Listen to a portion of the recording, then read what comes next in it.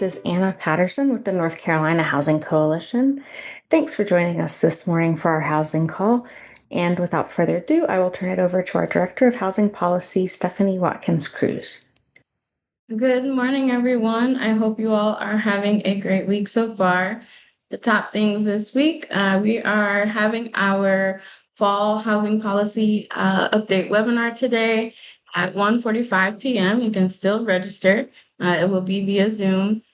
We will be talking a bit about the NOFO, the Notice of Funding, released by the Department of Housing and Urban Development that incentivizes the criminalization of homelessness, and releasing that Governor Stein has reestablished the Interagency Council for Coordinating Homelessness Programs.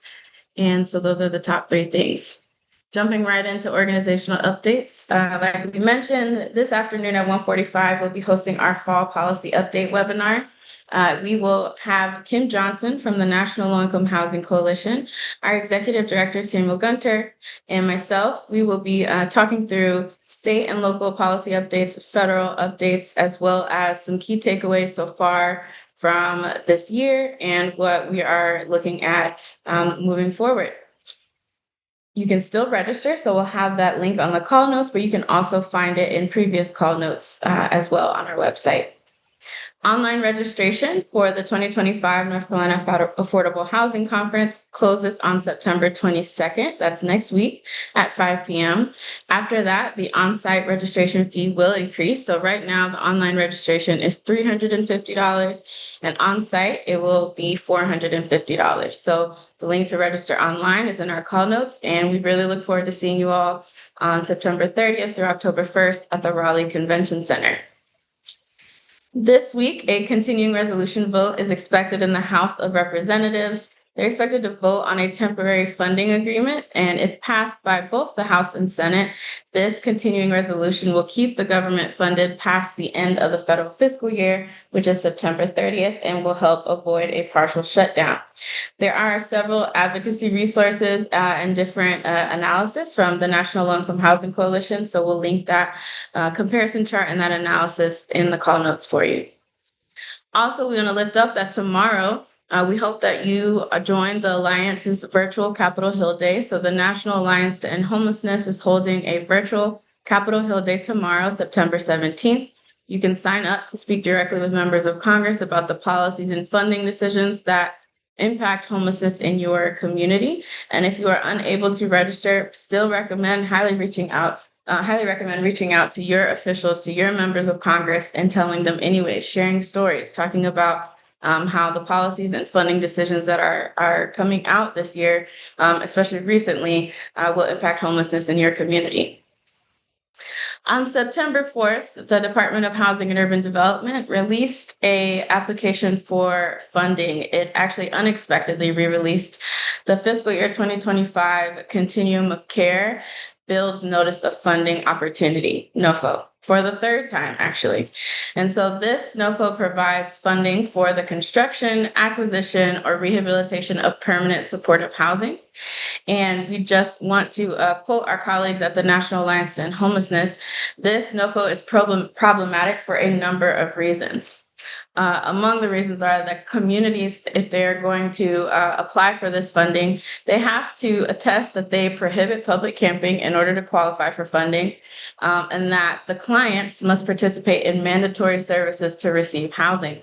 And so because of these requirements, a lot of organizations across the country and across our state will likely be ineligible for consideration since they cannot answer yes to all questions like the NOFO asks them to. HUD has also made it clear that despite previous commitments, they are intending to run a new competition for fiscal year 2025 COC program funds. So despite already having made funding commitments for fiscal year 2025, they will be redoing that competition. And as a result, there will likely be additional delays in communities receiving their funding on top of the delays that they're already experiencing. They have also retracted their prior commitment in the middle of an established funding cycle. So this puts an additional burden on COCs, and it also endangers a lot of the critical programs that are serving people experiencing homelessness in our communities. So we recommend that you tell your member of Congress today that without congressional intervention, your community's access to HUD dollars is at risk. We have to ensure that HUD provides funding for our communities in a fair and transparent way without unnecessary delays and dangerous conditions. And we also need to emphasize that Congress needs to hold HUD accountable and that HUD must keep its promises. So there's a form linked in the call notes for you to fill out if you're open to it, or you can contact HUD leadership directly. There is contact information linked in the call notes for that as well regarding the fiscal year 2025 funding cycle. Again, really want to lift up that not only is releasing funding multiple times after you've already committed the funding problematic for service delivery and operations, but to announce funding that rewards the criminalization of homelessness rather than rewarding effective programs and effective policies, and actually funding the solutions that work, is a complete backtrack, and is really, really dangerous. A few days after that NOFA was released, the National Alliance to End Homelessness filed a lawsuit and a motion for a temporary restraining order against the U.S. Department of Housing and Urban Development and the HUD Secretary Scott Turner. And this lawsuit essentially challenges the new funding restrictions that condition access to federal Continuum of Care Builds grant opportunities with compliance with criminalization of homelessness and the administration's agenda. Moving to state updates, we would be remiss not to mention that there has been a lot happening across the U.S. and our state due to recent events in Charlotte and across the U.S. A lot of members in the General Assembly Republican Party are calling on key policy changes in the realm of criminal justice. Additionally, Medicaid has been a topic of interest and might be one of the areas discussed when the General Assembly reconvenes next week, but it is unclear what this means for additional mini budgets and the key housing appropriations that we are really calling for. Also want to lift up that our executive director, Samuel Gunter, has been reappointed to the Interagency Council for Coordinating Homelessness Programs. So on Wednesday last week, Governor Stein signed Executive Order number 25, which reestablishes the Interagency Council for Coordinating Homelessness Program, or ICCHP. And our executive director was reappointed to serve on this body after his first appointment started in 2017. The purpose of this body is to promote interagency coordination and partnerships on issues related to housing stabilization, services for people experiencing or at risk of homelessness, and strategies to end homelessness in North Carolina. And the council brings together various state officials, housing and community development leaders, advocates, and other stakeholders, and is led by the North Carolina Department of Health and Human Services and the North Carolina Department of Military and Veteran Affairs. We are keeping an eye out. There was an announcement that on September 24th, there will be a joint governmental operations subcommittee on hurricane recovery and resilience meeting at 9 a.m. And so we will keep you all posted if that meeting stays on the schedule, so that we can follow along.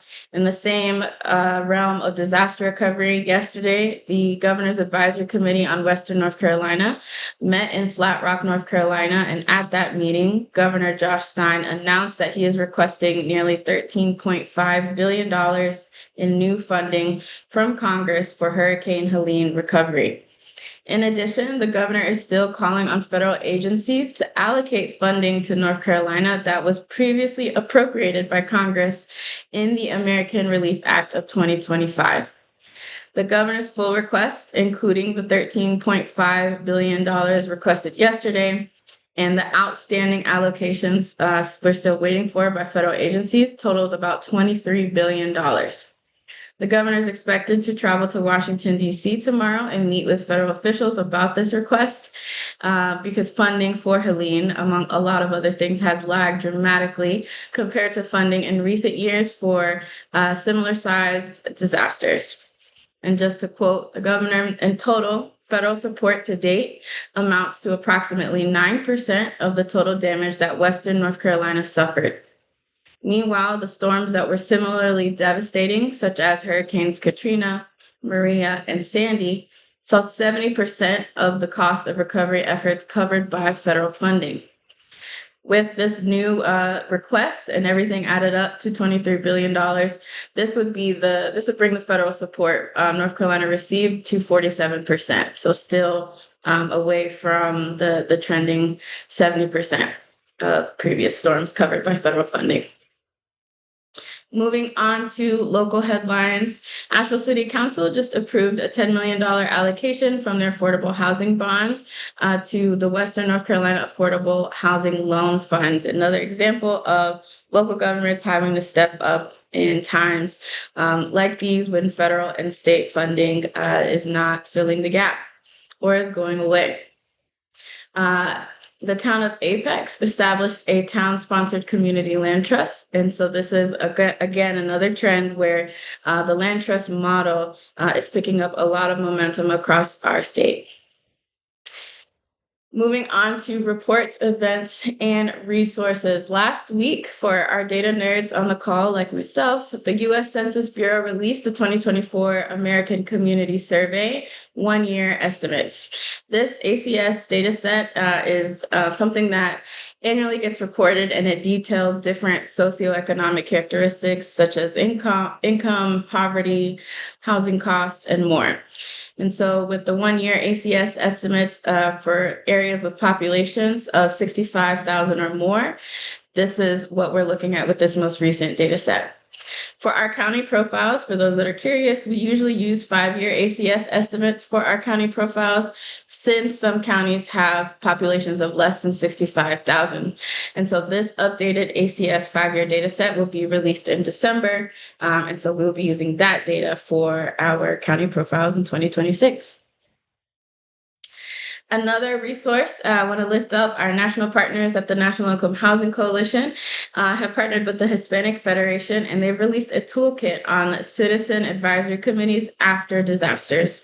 So an interesting tool and a good one looking at how to keep communities engaged throughout the recovery and relief process. Also want to lift up that Buncombe County is hosting the Fair Housing Project of Legal Aid of North Carolina for a fair housing training this Friday, September 19th from 9 to 11 a.m. It will be on the first floor at 200 College Street in Asheville. A parking voucher will be provided to attendees for the parking deck that's adjacent to that building. You can RSVP to Ms. Nancy Williams, and we have her contact information in the housing call notes. We, again, want to lift up that we really hope that you join us for the North Carolina Affordable Housing Conference this year at the Raleigh Convention Center from September 30th through October 1st. We have the agenda linked in the call notes, and all those details can be found on our website. Online registration will end next week, September 22nd at 5 p.m. And then after that, there will be an on-site registration fee that will increase another $100. After the conference, that same day, October 1st, at the Stock Room at 203 in Raleigh, the NC1 will be having their 3rd annual luncheon following the conference. So we hope that for those that haven't attended that luncheon in the past, it's a really wonderful event, and we hope that you join us. I know I'm looking forward to it. That's all we have for you today. I hope you all have a great rest of your week. Again, I hope you join us for not only our conference, but for our webinar later today. And as always, reach out if you need anything or have any questions. We'll talk to you next time.